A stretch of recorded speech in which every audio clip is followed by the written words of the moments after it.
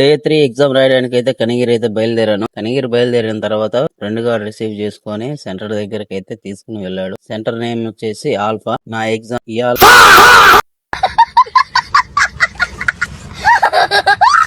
Final గా exam రాసి బయటకు వచ్చాను. ఎగ్జామ్ వల్ల ఎలా జరిగిందంటే చాక్లెట్ తీసుకోండి సార్. చాక్లెట్ ఎందుకమ్మా, దేశానికి దోమే పెద్ద సేవ చేసినట్టుగా. మీరు అంతకంటే గొప్ప పని చేశారండి. ఏం చేశానమ్మా? మీ ఆస్తి మొత్తం అనాథ శరణాలయానికి రాసి ఇచ్చేశారు.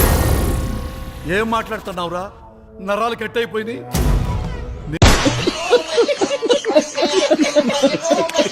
ఎగ్జామ్ అయిపోయిన తర్వాత ఫ్రెండ్ గారు వచ్చి రిసీవ్ చేసుకున్నాడు. రిసీవ్ చేసుకుని అక్కడి నుంచి బయలుదేరాము.